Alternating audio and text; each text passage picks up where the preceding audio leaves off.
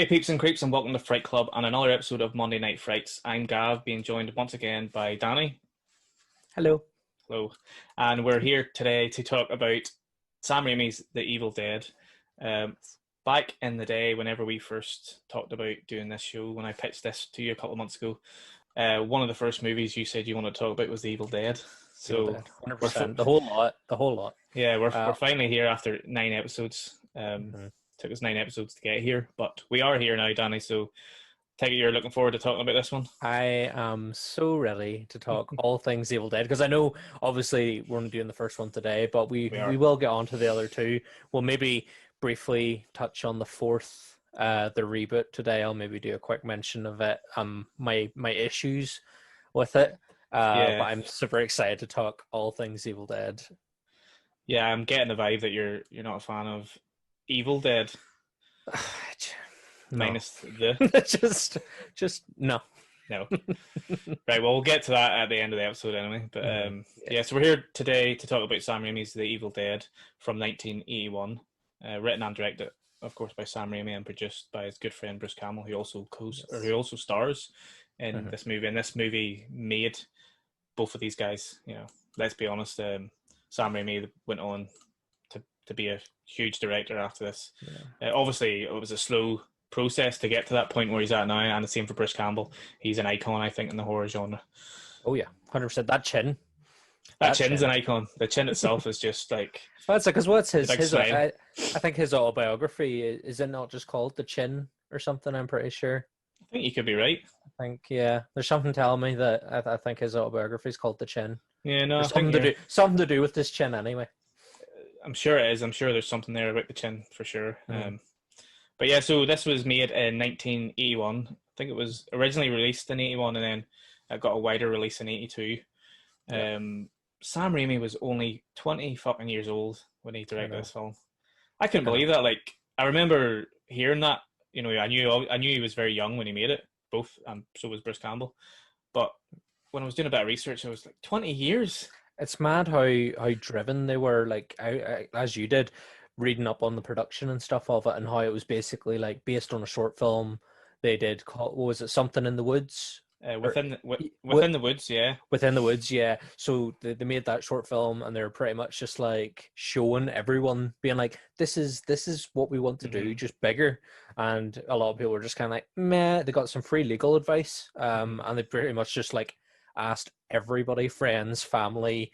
I think Raimi even went around asking random strangers to donate and fund the film, Yeah, which I think just shows how driven they were to produce this, and also the fact that they'd made many short films beforehand, starting in the likes of like comedy and stuff before moving over to horror. But again, that comedy influence is immediately obvious.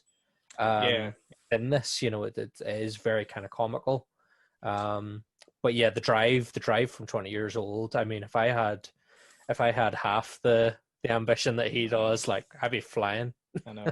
Like, I'm just trying to think. Where was I at 20 years old? I was sitting in my bedroom in my mum's house, getting stoned, listening to fucking Creedence Clearwater Revival, I and mean, probably Wu Tang Clan, and watching just stupid comedies. And yeah, I was. Where was I? I was uni. I you were was at in. uni. Oh no, I At was at least you were uni. Yeah, doing something with your life, I and was you in my. were. I was in my last year uni. Coincidentally, making a short film based on the influences of Edgar Wright, who was influenced by Da, da, da, Sam da. Raimi. Wow, Hey, that's a very strange coincidence there that we are now mhm. talking about him. Yeah, Um, that's it. but I yeah, mean, but suppose you were doing something worthwhile when you were 20. Looking back, I probably wasn't, but I kind of was because when I was 20, that was around the time where I, you know, was really getting into movies and discovered movies for the art that they are and when really was the first started time to you love watched? When did you movies. first watch this? I watched The Evil Dead. I was actually thinking about this. I was trying to think back. I watched it on VHS. My friend had a copy of it. I was probably late teens, probably what I say, maybe 17, maybe no, maybe 16. Yeah. I think we might have been still at school or just around leaving school age, and I remember he got a copy of it on VHS. I hadn't, had never really, I'd heard of it, but I didn't really know what it was about. and we watched it, and I was just kind of like, okay, because when you're young and you don't fully understand things, you're kind of Yeah. you're an open book, like you're open to ideas and stuff, and you're open to all this different interpretation of what genres are. But I always thought that was a really scary movie, and then when I watched it, I was kind of, I think we watched it during the day. We probably had a drink or two as well, and we were probably having just kids, like, so we weren't really taking it in. And Yeah. I did enjoy it, but I didn't think it was a masterpiece or anything, and I didn't really fully get it until a few years later, until I started rewatching it and realized, fuck, this is a movie that, despite all its flaws and its amateurish kind of look, etc., etc., it is amazing. Like, it's so influential on everything that came afterwards, and we're really going to delve into that hopefully in a few minutes. But when did you first see it? I think I was about, I'm going to say I was about 12 or 13. Wow. And Okay. I was at a friend's house, and his dad was like a proper cinephile. Like, he's one of the guys that got me like into movies. Like, this man had like wall to wall shelves of DVDs, and he's one of the first people I know to ever own a projector. So it was one night staying over at my friend's house, and we put Evil Dead into this projector and watched it on the screen up against the living room wall. Wow, that's That awesome. way, and it was an impactful way to watch it, and as you say, when you first kind of see it, you're just like, what? What is going on? Because it's so, that once the action starts, it's just constant, like boom, boom, boom, boom, and and some of the imagery and stuff. And I mean, when the spirit first kind of attacks, it's the tree scene, which we'll get into. And I remember being like that age and just being like, what? I know. like, what is going on? Yeah, exactly. What is going on? But yeah, I remember afterwards just being like, that was mad. That was insane. It was funny and weird and creepy and just a whole load of emotions all at the one time. And just being like, I like that. I want to see more of it. And then of course I found out that there was another 2 to go on. That was it. Then I was like, oh, I gotta watch more of this. So I actually think that was it for Evil Dead for me. I actually think I saw part 2 first, Evil Dead 2. I mean, that's kind of, I think probably the 3 is maybe the most famous of the trilogy, and maybe the most loved. And I do remember seeing Army of Darkness, because it was one that I always wanted to watch. I seen it on the video store, and I always wanted to rent it. Fantastic poster. It's a fantastic poster. Him with the boomstick held up and the robot. I remember the sort of the kind of Ray Harryhausen skeletons, that sequence from Army of Darkness. And I just remember seeing it in a trailer or something, or a clip, and I was just like, I have to see this movie. And I didn't actually realize it was part of the Evil Dead trilogy when I was a kid. So I didn't realize that until a few years after, until I actually connected the dots. But great trilogy, and we'll definitely do an episode on Evil Dead 2 and Army of Darkness in the future. But today we're going to try and talk about just the first one. I know it's going to be difficult. It's going to be so hard. We'll be definitely making comparisons to the second one, because they are very similar. Yep, they are so similar. Yeah. So I was trying to do a bit of research on budget-wise and stuff, and I'd read conflicting reports about the budget on this. Did you read anything about the budget on this? Because I'm seeing 350,000, but that seems a bit much. Yeah, I didn't get any sort of figures or stuff for it. I just know that a lot of it was done through, I suppose at that time, their crowdfunding. They didn't have internet to do it, so they were just kind of asking everybody they sort of knew what sort of money, to give money towards the film. But no, I didn't get any figures. It was like Kickstarter back in the early 80s, wasn't it? Just going around people's doors and just asking, £100, please. Hey, you're my favorite uncle. Have you got like 10 grand you could maybe lend me? But buy me this camera, please? I know, but I think the figure I got on, it made 29 million worldwide after the initial wide release, which was actually in 1982, I think. I could be wrong there. I'm sure I'll get corrected, but it was originally released in 81 in small local theaters, and then it got a wider release when it got picked up, and it made 29 million. So fucking fair play to Sam and Bruce. That was a great return. Did you read into how it got picked up? Well, we'll maybe get to that in a bit. Yeah, it's pretty. I like that. I like the whole kind of story behind the popularity build up for Evil Dead. Is quite good. I know Stephen King was a big fan. Oh yeah, yep. That's a But king and we'll get into all that in a wee bit. So basically, if you haven't seen Evil Dead, you probably know the story. It's about 5 college students who go on vacation to stay in this cabin in the woods, and there's obviously Bruce Campbell plays Ash Williams, and there's Linda is his girlfriend, isn't it? Cheryl's his sister. yeah. There's Scott and Shelley is the other girl. Shelley, Yes. yeah. So they basically go to a cabin. They have a few drinks. They have a meal. They're having a bit of crack, and they go down into the cellar, and they discover something in the cellar, which it's the tape recorder, and they listen to tape recorder and the knife. And the book, of course, on the book, the Book of the Dead. The book of it, which the film was originally going to be called. It was, yes, that's correct. I think somebody, whenever it got picked up, it's New Line, wasn't it, that picked it up? They changed. They said, look, we think you should change the title if you're going to go wide, because this sounds kind of boring and doesn't sound like something people would want to watch, really.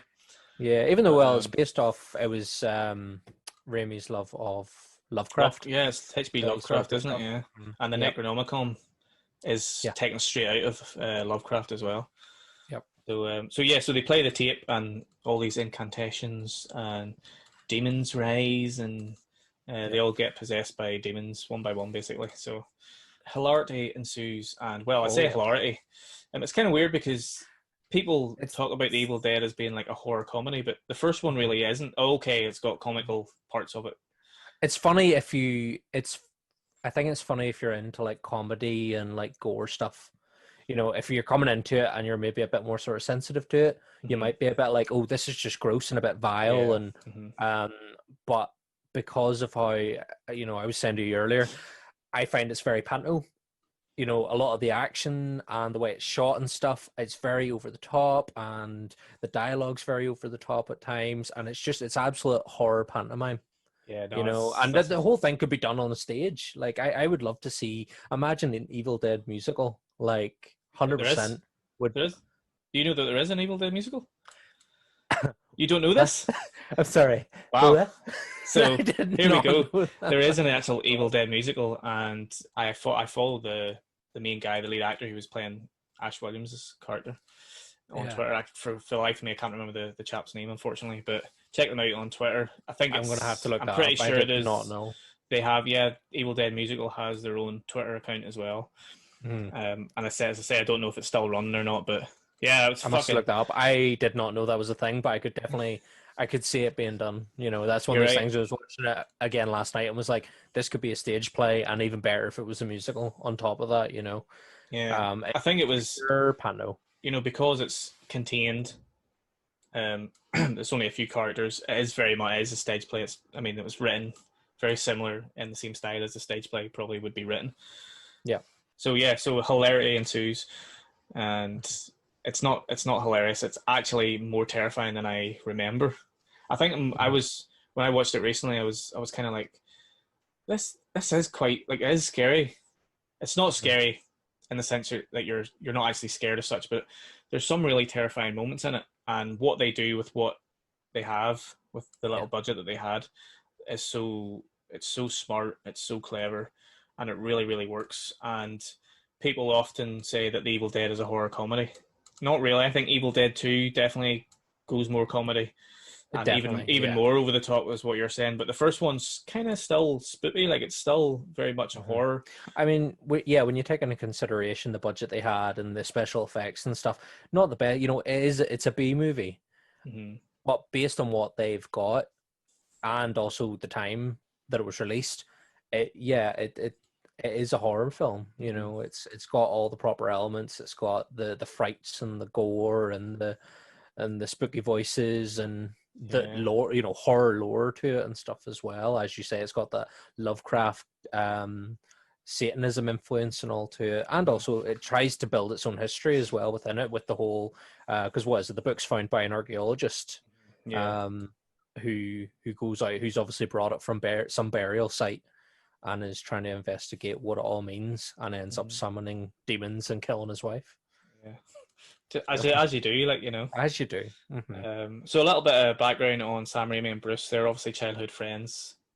They had been, as you said earlier, they had been making short films before this. They mostly comedies. So they, for some reason, they decided they wanted to make a horror film, and they got a bit of money together and they made that film Within the Woods, helped fund it by family and friends. But I haven't seen that Within the Woods. I don't know even know if it's available. I think it's maybe on YouTube actually, isn't it? Must look up, but no, I've not seen either. But I must have a wee nosy and see if I can find it to see. I've seen pictures and stuff, you know, the behind the scenes sort of shots and all, but I haven't actually watched the short. They used that film as a prototype to get more money to make their first feature film together. And originally, whenever this was being put together, like, Bruce Campbell wasn't even supposed to be in it. I don't think he was supposed to be one of the cast members. He kind of just decided to be that main survivor, you know, the survivor at the end of the movie. Spoiler. But and the reason was because he was the only one that wasn't getting paid as an actor because he was a producer. So he was able to stay on for the length of time that they needed him. Whereas all the actors filmed their parts and then they just left whenever they needed to leave because they weren't getting paid to stay any longer, essentially. So that was one of the reasons why he stayed on to be the surviving character in the first movie. And then it's mad how, like, because of this movie, he's went on to have the career he's had and how different things could have been. You know, it's very strange how things work out. Now, probably I would say that it's not necessarily this film that makes him famous and iconic. It's the second one. Like, this one, he doesn't really do, apart from the last sort of act, he doesn't do an awful lot. All the actors kind of have their moment, and then the last sort of bit is when he sort of really steps in. But again, as you say, it's because he's kind of he then becomes the one to survive and has to go on to finish the film because all the rest of them sort of did their bit and win. And I love the fact that the body double for the majority of the actors, when they weren't around, when they needed someone to be like a hand or a wee head that pops up or one of the puppets, was Raimi's brother. Yeah, Ted Raimi. So, and I actually think Ivan Raimi was in there too. I don't know how much he did, but Ivan's one of the other brothers who pop up every so often in Raimi's movies, and they got some actors, struggling actors, I suppose, or young actors that wanted to be a part of something, and they got them in for as little money as they could, and they made this movie. And where did they make this movie? Tennessee? Is that right? Does that sound familiar? Yeah, it sounds familiar, but I remember because there's not a part at the start where they're like pointing at the map where they're going. He's like, "Oh, we're near the Tennessee border." Aye, Tennessee. And I have a funny feeling it is to do with the actual, because they did film it down that way. And the cabin that they filmed in was a legit cabin in the woods. And it has its own sort of history about a little girl died there or something like that. I'm not sure, but it's a spooky ghost story. Yeah, you can. I didn't read too much into the actual details of it, but I had read briefly that there was some sort of history with the actual cabin that they filmed in, and you can tell because, like, that initial scene when they're in their car and they're driving up, like, there's no road. They just drive into like an actual. It's full of leaves and grass, and it's all grown over, and it is legitimately a cabin in the woods in the middle of nowhere. It's not a set that they've built. Obviously, they had to build parts of little bits here and there throughout the film. You know, with the window and the mist and all, you know, as the film went on. But that cabin was there, and they used it as much as of the cabin as they could. But yeah, so like Cabin in the Woods, I just love that. This was the original Cabin in the Woods movie that every horror movie that featured a cabin later was influenced by The Evil Dead. So many directors then went into their field because they watched this movie whenever they were a teenager or a young adult, and they went, I want to do that, you know, because at the end of the day, Sam Raimi and Bruce Campbell, they started this project together. He picked up a camera. You can tell that they've only probably been working with basically one camera through this whole movie. It's not like they had multiple cameras, and you know, they were using the basics, and they did everything that they could, and they fucking made a legendary movie that people are still talking about today. As you know, we're talking about it right now. So, but I want to give a shout out to Tom Sullivan, who's the special effects artist and the set designer, I think. Not really familiar with the name, but you know, I just wanted to give him a shout out because in this, obviously the gore effects in this are fucking brilliant, Mm-hmm. and the blood and all. I mean, okay, it looks quite fake now and stuff, Yeah. but there's like a real charm to those old school kind of effects. Yeah. He used the typical sort of, is it corn syrup, Yeah. but he also added coffee into the mix to give it that Mm-hmm. thick, dark, thick kind of grainy look, and like that apparently, like Sam apparently really loved that idea, and that came across really well on screen, and gave it like a different look to what other films were doing. The gore effects in this film are very, yeah, over the top, but as I said before, pure theater looking. That you know it's not real, and it's Mm-hmm. it is sort of, it's almost too, too red, and then you've got like when the ectoplasm is coming out, when they've been cut with the dagger, and like Mm-hmm. it's very obviously just like milk, or Yeah, something like really like thickened up milk and coming out just of spitting like the out. wound and out of the Yeah, mouth and all. And but that's what I found with then the reboot that came out, Evil Dead. The gore in that was too real, and that's what kind of put me off. The effects were too real and too much like gore porn yeah, compared to this one. This was just fun blood rather yeah, than real, yeah. not fun blood. I know what you mean about the 2015. When did that other one come out? Was it I can't 2015? even mind. And I went to see it in the cinema as well, and I can't even mind when that was. I think I might have blocked it. They tried to make Evil Dead modern, which I don't know if it worked for you. It didn't work for you, obviously. I know a lot of people No. do have come around to it, and they do enjoy it for what it is. I Yeah. have not actually seen it the whole way through, so but I was kind of similar to you, where I'm like, that's not the Evil Dead to me. I just like the Evil Dead for what it is. If Yeah. you want to make an Evil Dead movie like that, just make another movie. Go Mhm. down, write a brand new script and just make a different movie. Yeah, So, that's we'll just touch on it now as we mhm. are talking about it. My issue with Evil Dead, with the 2015 or whenever it was made one, is that they tried to make it about something.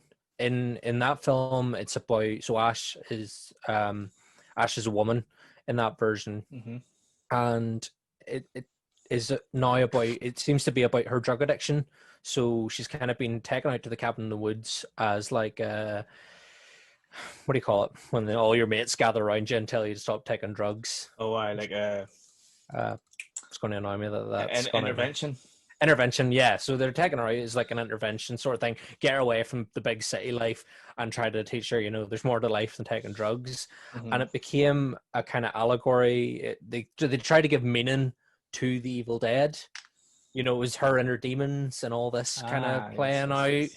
And that's not what Evil Dead's about. Evil Dead is, how much can Sam Raimi fuck with Bruce Campbell? Mm. How much can he throw stuff at him and have people throw Yeah, themselves at him, yeah, and how much blood can he throw at him? And it took all the fun out of it.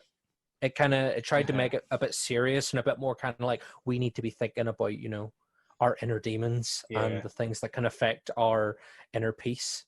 You're trying to make different meanings and make it sort of about social commentary and stuff, and I'm all Mm-hmm. for that. But Evil Dead is supposed to be a fun movie. Yeah, The whole premise of it is supposed to be kind of like pantomime fun. Yes, yeah. it's supposed to be scary and certain horror elements too and terrifying in places, but Mm-hmm. not like that. And it was actually made in 2013, not 2015. Apologies. 2013. Oh, right, okay. So, but yeah, I wanted to actually. You were saying about Sam Raimi fucking about with Bruce Campbell and the rest of the cast. Um, there was a lot of like injuries on this set. I could So imagine. the Yeah. the cast actually stayed in the cabin Mm-hmm. while they were filming. I don't know how long it took to film, but they lived there. That's where they lived. They didn't go anywhere else. They weren't living in like a hotel up the road, and they actually lived in the cabin. But yeah, Sam Raimi apparently would always do things to the cast. I think there was one time when Bruce cut his leg or something, and Sam was like, every time he walked by him, he would kick him in the where he cut himself and stuff like that. There, and you're just like, fucking hell, like that wouldn't happen Mm. today. You'd be getting No, people tweeting. You'd be getting people tweeting, going, oh, you know, the director's abuse the doing this actor and on doing that. set. Yeah, Mhm. doing a sort of kind of similar to what's happening with Ray Fisher and Warner Brothers at the minute. maybe Mm. maybe that's a bit more extreme than what was happening back on the set of Evil Dead. But You can imagine though, with Raimi and Campbell being mates, they probably were just like, I know. you. Yeah, I mean, Um, Sam Raimi was 20, and I think Bruce was a couple of years older. But you're like, they were just kind of kids themselves, just having the fucking time of their life making a feature film. yeah. But yeah, so there were a lot of injuries. Apparently, there was a point where some of the cast were or some of the crew were traveling through the woods and they got lost as well, and they completely lost their bearings and didn't even know where their cabin was, and it took them ages to get to the set. And as well, I wanted to also talk about. Obviously, we spoke briefly about the special effects. The fucking contact lenses, man, are fucking horrible. Oh, awful. They're brutal. Yeah. They're brutal. They look like they're hurting their eyes though as well. You know, when Aye. they're like this Yeah, they're constantly, like, and you're like, you can tell they're trying not to close their eyes with them in. yeah. So they must have been awful to wear. Yeah, I think they could only wear them for no more than 15 minutes at a time. Like, it was medically very dangerous to wear them for any longer than 15 minutes. So I don't know if they took them out and then put them back in and replaced them with different things, or they just shot everything really, really quickly and then just edited it over time or whatever. But it's interesting that, that kind of stuff wouldn't happen today. But back in those days, you just ran with it and did whatever you could to get a movie made. Yep. But fair play to the cast for sticking out and doing what they started to do at the start, really. So the main thing about this film that I think is so influential is the camera. Sam Raimi's. We spoke about Sam Raimi's style a little bit in our Darkman episode a couple of weeks ago, which you can check out on our Instagram if you haven't watched it. It's from about 2 or 3 weeks ago.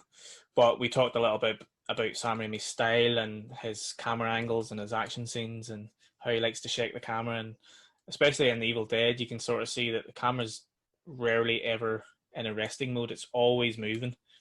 Like, there's a lot of shots of when people are coming towards the camera's moving back and just turning around and falling. It's literally just him holding the camera. And a lot of POV. Why a lot of POV in this? There is. Because I mean, it opens with the Evil Dead. It's like a POV from the Evil Dead going along the bottom of the forest. That's right. Yes. And over the water and all, and then up to where the car is. Then, Mm-hmm. And it's class. I love it. I love the style of it, and as you say, it's so influential then on other directors who came after. But yeah, you're right. I love the camera work in this. I love all the extreme close-ups. There's that bit where Ash is pretending to sleep, and he's got the gift box in his hand, and it's just a continuous like back and forth of extreme close-ups on their eyes, and then his hand holding the gift box, and then back to the eyes, and he's just opened them a wee bit, and then it's back to her, and I love it, and it is so amateurish, but it's very particular to him, and you can tell he's playing about a lot in this, which then obviously, he masters in later films, but you can just see how much fun he's having with the camera work and with the editing and everything else in this, and it really starts. It's the foundation of what we begin to know as Raimi's style. Yeah, he loves the sort of shaky cam. Apparently, they mounted the camera to like bits of wood and stuff, and they would just hold the wood up, and it was all done obviously in a very small budget. And they would hold the wood up, and then two people would grab each end of the wood, and they go through the woods holding the camera like that. That's how they got some of the camera shots. I love that bit. It's when they're first driving, as you said, when they're driving down to the cabin, and they're just going over that kind of overgrown route down into the cabin, and the camera's just slightly above the car, just slightly looking over the top of it. But you can just tell that it must have just been like someone sitting on top of maybe a car behind it, or just something follow along behind it, just slightly above it. And and again, it's something you're probably like, that was probably just really simply done, but just a really nice shot just above the whole, getting that whole length of the car in frame and stuff. Really good. Yeah, and that's just after they go over the bridge, isn't it? The bridge, the dodgy bridge. Which, of course, later on. Yeah, you can't have a horror movie without, planting the seed at the start of the movie. For the reason why they can't get away is the fact that the bridge is given out, and it's when they look at the bridge and it's curled up into like a hand. all the beams have crawled up into like these gnarled like fingers. Yeah. That's like trapping them in. Love that. Absolutely love it. No, and you spoke a little bit about the editing there, and the choppy editing and stuff, and that adds to the chaotic action scenes, which Raimi's very famous for, and he's very famous for the zoom shots, which work perfectly in this film because there's not a lot that he can film inside that confined space, so he has to get close to the characters in a lot of the scenes. And Joel Cohen, you probably already know this, but Joel Cohen actually helped edit this movie. This was one of his first jobs as a professional editor. His company, or the company that he worked for, helped edit the final footage of this. So I thought that was kind of a cool little. Yeah, apparently they had a pure mountain to get through as well, because I think Raimi was just trying to capture everything he could. Everything, yeah. So a couple other wee things I've written down there just before we crack on to the actual movie itself. It got released in small theaters local to Raimi's hometown, and it did pretty well. And then it got picked up by New Line, wasn't it? New Line Cinema picked it up, and it went to Cannes, didn't it? It played at Cannes, not as a nominee or anything. It was a guest screening at Cannes, and Stephen King was in the audience, I think, when they screened it, and he was a massive fan of it, and he helped spread the word. And obviously people respect Stephen King because he's the king of horror, and because of his word of mouth and obviously other people's word of mouth too, it really picked up steam and got a wider release to hundreds of cinemas throughout the USA. And really Fangoria, I think, was one of the other ones that picked up. Fangoria and Stephen King were the two kind of big pushers for it. And then I think there was a British film distributor, I think, was also involved in kind of making sure that it got a wider release, because I think he was impressed by it as well. I can't remember his name off the top of my head, but yeah, if it's in Fangoria, it's normally going to be pretty good. So it went from strength to strength and has become, this sort of, what is it? It's like a phenomenon now. It's just this kind of. It's a cult classic. It sort of, as I said, it falls into that kind of cult classic B movie sort of. It's one of the go-tos for that if you are sort of recommending something of that genre. I would say a cult. I know what you mean by cult. It was a cult classic for so long, but now it's like beyond a cult classic. It's like it's become mainstream now, where it's like, obviously you've had the TV show now as well, and like people who aren't even horror fans know who Ash Williams is, and they know the groovy, obviously, that came from Evil Dead 2. Yeah, but it's even got a crossover with Marvel. It does, yes, that's right. You've got your Marvel Zombies versus Army of Darkness. It almost had a crossover with Freddy Krueger and Jason after Freddy versus Jason. That would have been fucking brilliant.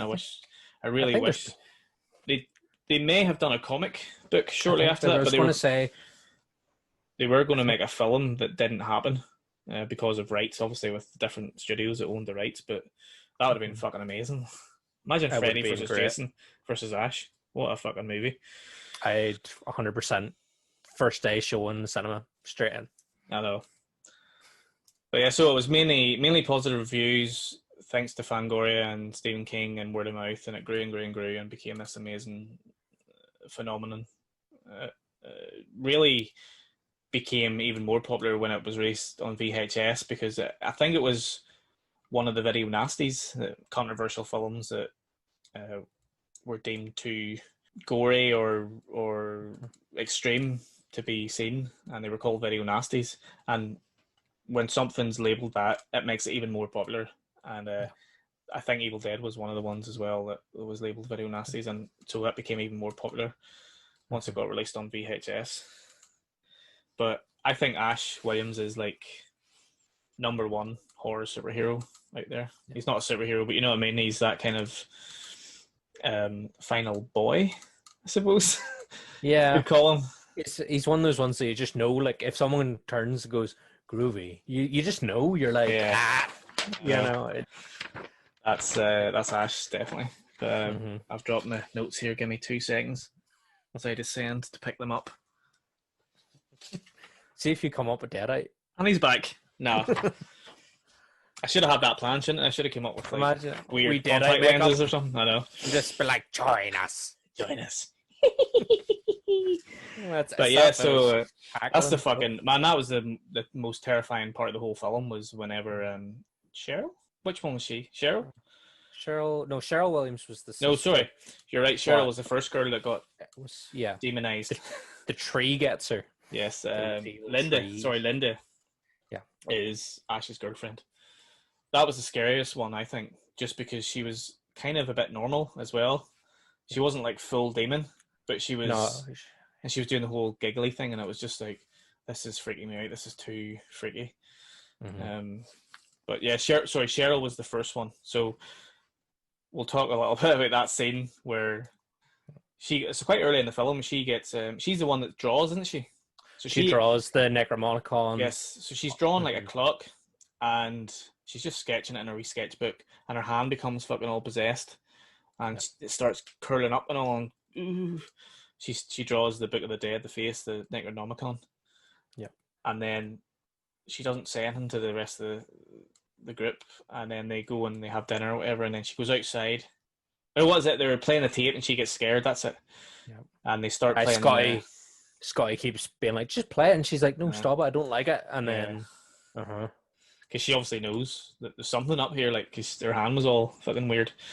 And I wanted to say something about the cellar, though. Whenever they first go down to the cellar, I just love that whole thing where, like, you see the cellar in the background, they're eating dinner or whatever, and it just starts flapping open.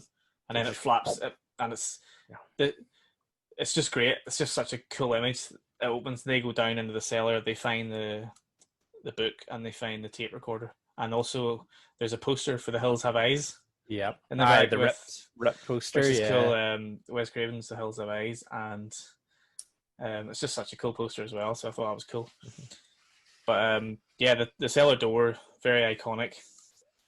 Later on, obviously, whenever Cheryl gets thrown down, and she, you've got that wee scene where she's like, fucking looking out. Yep, the wee hand just every so often popping out and be like, nah. I love it's the bit where he films from her point of view looking out at the cellar, and there's just the one wee hand like clawing the floor, and she's just watching what's going on, and you can just kind of hear like, yeah, I know. The sound design in the movie is fucking brilliant. Like, the sound in it is brilliant. Obviously, it's a lot of ADR and Foley and stuff that you've used. Very over the top. I love it's the bit when he's chaining Linda down to the table before he cuts her up, and it's, you hear when he's doing the chains on, there's like this loud like clunk. The wee clunk. Clips. The wee yeah, clips it's like a clipping noise. Yes. and then he does like one of the like tightening rope things, and it's like, and it's just like proper, it's really brilliant. Exaggerated. I always love that, because you see that a lot in Giallo movies, like Dario Argento and Mario Bava and stuff. That's massive in those type of movies, and it's massive in all movies, I suppose, but Giallo mostly. And I suppose maybe Sam Raimi was like, I'm going to take a little bit from that just to make it sort of a bit more like those type of movies. But yeah, I love the over-the-top Foley. It's brilliant. But I want to go back, actually, that cellar scene where you see the shot of them and they're all standing over the cellar. I love that shot as well. So Cheryl becomes possessed first.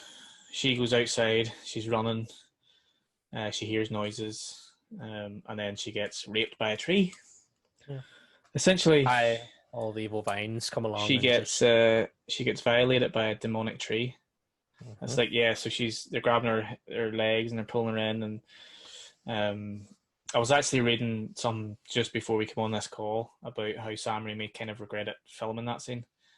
After, years later, he said he did feel like he went over the top, and I don't know if it was the fact that there was so much negative feedback, because I don't know if there was negative feedback or too much. If it was released now, it would be. I was gonna say maybe not at the time, but looking back, because even watching it last night, I was like, that's a bit. It's a bit when the main sort of tree stump kind of just goes for it, and it's a real quick, just like.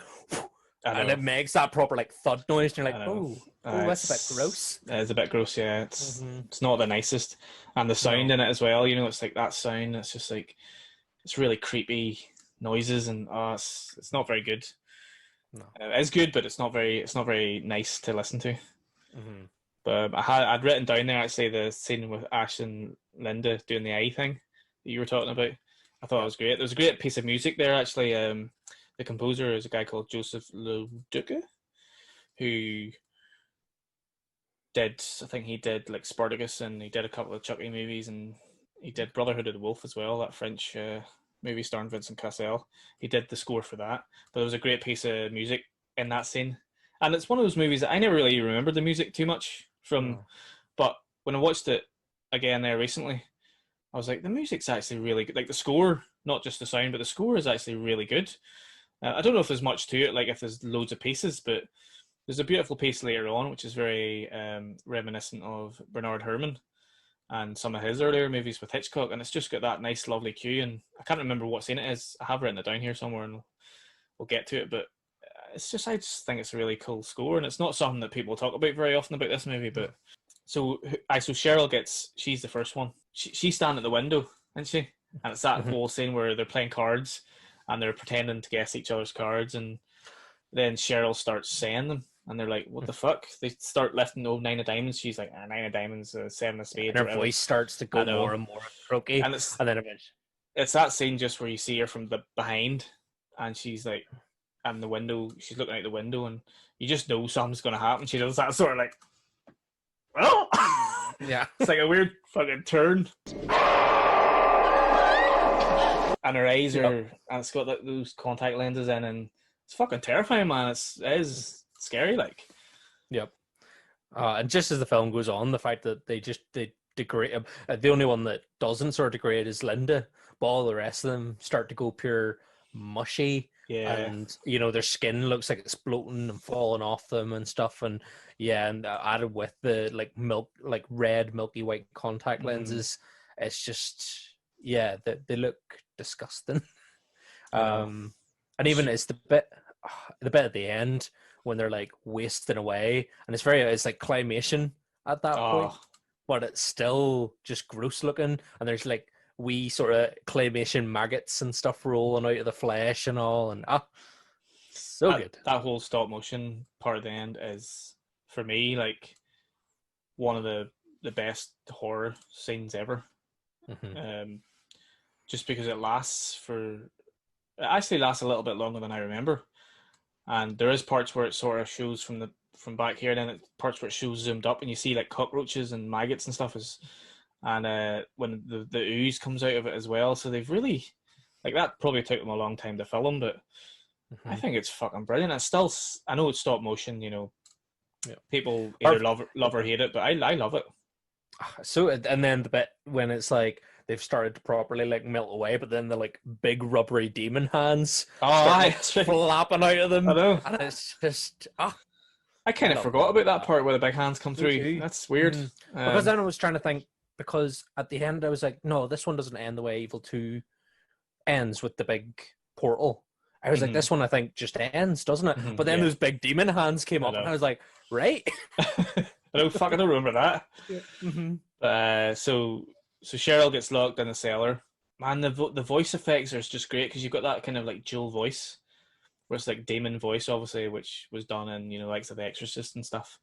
But they really do a good job of doing it here, and it is kind of like fucking holy fuck, this is scary. I remember like Janine was watching it with me, and she was just like, no, I can't watch this. It was that scary. The voice effects. Yeah, and I think sometimes that's scarier than actual visual stuff. Actually, just going back to even before the possessions and stuff, that bit at the start when they're driving down and the Evil Dead comes down, obviously as like an invisible presence, and causes the steering wheel to jerk. Oh yeah. Scotty's like, the steering wheel jerked out my hand, and Ash is like, oh well, I only put this in the other day for a tune-up. And Scotty's like, oh, well, the only thing that works in this car is the horn. He hunks it.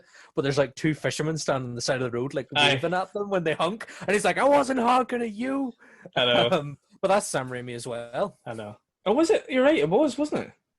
Sam Raimi, and that's right. Rupert Tappert. He's the producer. Robert Tappert's Robert Tappert's actually the producer. Tappert. Him and Sam were the two fishermen at the side of the road. That's right. I forgot about that, man. It's kind of weird because at the start, the acting isn't great. You can tell they're all very amateur actors, and they're delivering the lines of dialogue very just sort of monotone and not great. But once they get into the cabin and once shit starts kicking off, especially Bruce Campbell, you see Bruce Campbell. I think Bruce Campbell really comes alive when he's called into doing the chaotic action scenes. His reactions to Yeah, stuff, yeah. spectacular. At the end, when he's got the gun and he's like, he really comes alive in those scenes, and he's great. I think he's great in those scenes, but maybe not so much at the start when they're trying to do actual proper acting, I suppose. Human interaction. Human interaction. Shit starts going downhill pretty quickly after Cheryl gets possessed. Linda gets possessed next. Yeah, she gets stabbed with the pencil in the. Oh yeah, that's right. The foot, ankle. the ankle. That's Yeah, right. And then you see when that starts to react, all the like wee black, which obviously it just looks like pen ink. Yeah, it's like just pen, starts scrawling out from her stab wound, and then that's her when she starts turning. Then it's like a spider web, isn't it? It's like the poison, I suppose, the demonic poison spreading through your body. Yeah, and then she does that thing where she's like lying in the door frame, and she's like, and it's just like, fuck, that's horrible.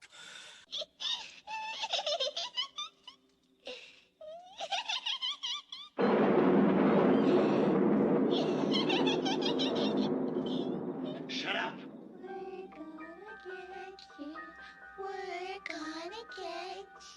Is Linda the last one to get possessed? I think Linda's the last one to get possessed. Scotty doesn't go fully possessed yet. He's kind of just turning. And then Linda gets possessed, and Scott's like, shoot her. He's just like lying on the sofa, like decomposing, going, shoot her. That's right. Scott hasn't gone full demon yet. No. All the girls seem to turn before the guys in this movie. Scott and Ash seem to be the two kind of staying for a while. And I think, I don't know, I was trying to think of something. Like I said, with the 2013 one, what I didn't like about it was they tried to give meaning to it, and this, I feel that Evil Dead didn't really need meaning. It was just it just was what it was. But last night I was kind of like, right, if I had to put something to it, would it be something about Mother Nature and Mother Nature turning, and the fact that it's a tree that causes her to become a demon, and then it's all the women that succumb to the demonic forces first, and ultimately then a man overcomes it? Or again, that's maybe just. I think you could definitely write an essay on that. You could probably do something on it. But again, I'm not entirely convinced. It's just something that was kind of no. So I don't think there was any deep and meaningful thought process there too much. No, it's not an English literature essay anyway. So I know. But yeah, so there's a great scene there where when Linda becomes possessed, you get that kind of love story thing where Ash he can't kill her, because he loves her, and he's looking at the wee medal that he gave her earlier, and it's a bit of a throwback to that scene where they're looking at each other with their eyes, and he can't kill her, and it's quite sad and touching, and he sort of puts his head over her body, and he starts getting he sort of almost cries, doesn't he? He's not crying, but he's very sad and tearful anyway, and then he gets a big wooden plank and decapitates her. That's so funny. It's so funny because you can tell that it's made out of like styrofoam or something. Aye. So when he's hitting her, it doesn't, even though the Foley is added to make it sound like it hits hard, it's just kind of bouncing off her. I know.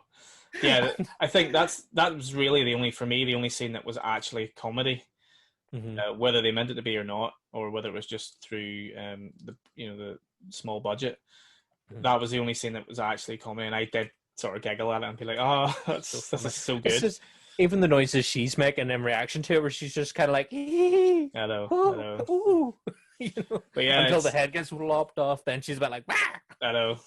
And then it's just like, it's very quick. It just goes, basically once Cheryl gets locked in the cellar, and they all start to become possessed, you can sort of see the end in sight almost. And Ash obviously takes on this kind of hero role as the movie progresses, and he's got the gun and he's becoming an action hero type thing. The way Sam Raimi films Ash, he does a lot of Dutch angles, doesn't he? And that sort of, because it's so chaotic, he's doing his best to try and make the scenes more action and more tension and more to them than what is actually there. So there's a lot of Dutch angles and a lot of zoom shots and a lot of that sort of stuff to it. And maybe it goes a wee bit over the top sometimes with some of those ones, but Oh, the last sequence is just phenomenal. Like it's a fucking rush, man. It's just this and it goes from him crazy. being down in the cellar and all the blood is like oozing out of the Aye, walls yeah. and coming down. And there's the projector. the stop motion comes on for a gramophone. You see the stop motion Oh, turn yes, the yes, gramophone yes. and all on, and it playing that there like da da da da da da sort of Mhm. music, which then used again in the credits, which is great. But yeah, the gramophone comes on, and then projector switches on, and the blood's like dripping down on the projector light. So he's standing in front of it, and all this like the blood oozing down over the projectors, being like reflected onto him as he's like covered in blood. Yeah. And he's just kind of like cowering and stumbling around in the cellar. And as you say, that's when his whole reactionary thing really kicks in. You see him really, really going for it with the reacting, and then he goes up. And as you say, then it's just constantly like him being abused by just everything that's going on. Yeah, I know. And it wasn't like there was a stunt double there or he was falling onto a mattress or doing any of that stuff. You know, it was all he was getting the shit beat out of him. But yeah, no, it looked good on camera, and I think he's better in that type of performance than he is, you know, in the earlier part of the movies. Yeah. But then we get that awesome scene when Scott comes, he rises up. You think he's dead. He rises up. And then we get the Oberyn Martell scene from Game of Thrones, where it's the fucking eyes, isn't it? He puts the thumbs in the eyes and he's like, oh! And his eyeballs. It's how much when he puts them in, you can just see that it's just like pudding or Aye, something, because they just go in so easy, and then all the oozing out of them and stuff. I know, it's just a wee cake that Bruce Campbell's mum made or something for them, and they were like, "Oh, we'll just fill zoom up really close." Yeah, and it's fucking brilliant, man. And then they burn the book. Yeah, and then we get that awesome decomposing scene of the stop motion, which kind of finishes the movie. It's brilliant. One of the greatest scenes in horror history. That stop motion. I love.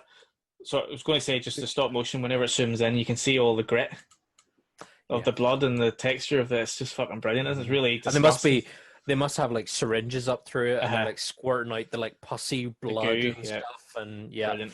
Fantastic. I can't remember. Is it when he's fighting with Linda and he goes to grab her the necklace he gave her with the magnifying glass on it, but it's the way the necklace is like laid, it's like a wee skull.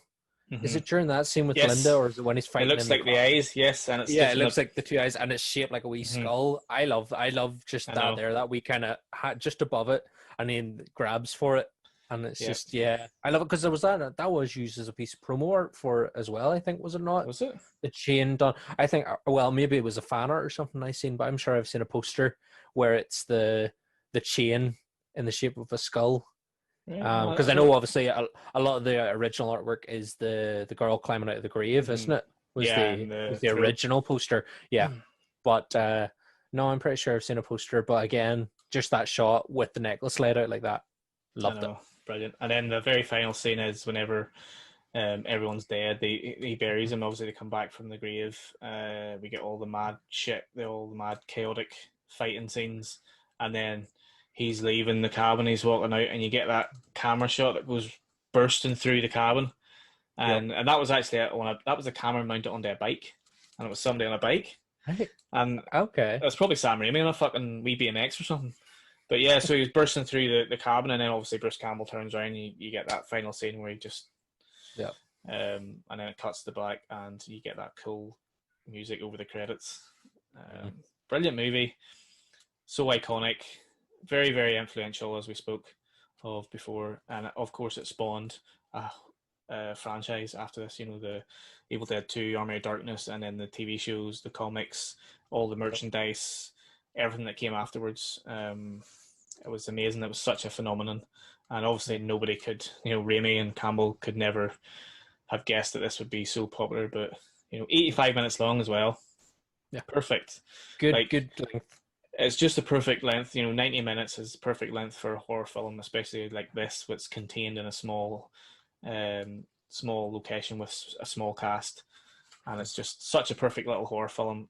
I would love to screen this. I hope we can screen 100%. this outdoors as well. Absolutely love to. Yeah. Outdoors if we can, and we'll see if we can do it next year maybe. But I'm sure there's a wee cabin in the woods somewhere around here that we could. aye, of course there is. We could film it, or we could show up it. Slemish or something.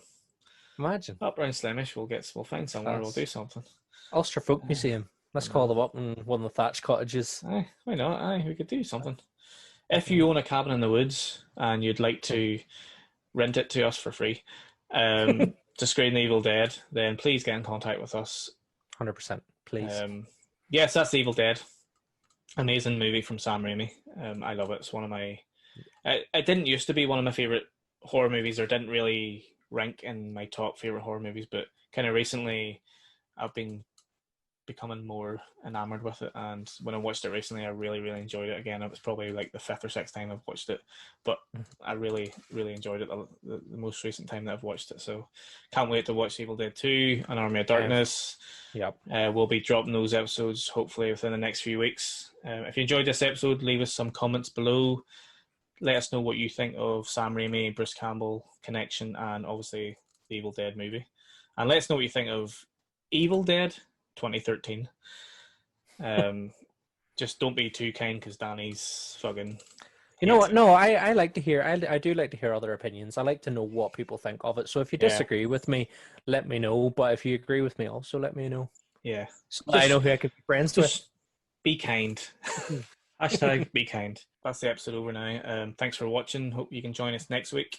And as always, check us out on Twitter at the Fright Club NI and Instagram at the Fright Club NI, and check out the website www.thefrightclubni.com. Anything else, Danny, or are we ready to... No, just ready to go watch Evil Dead 2 now, so we can get onto that one next. Happy days. I am ready to watch Evil Dead 2. Yep, check us out next week, and stay safe, take care, and see you again. Cheers, guys. Bye.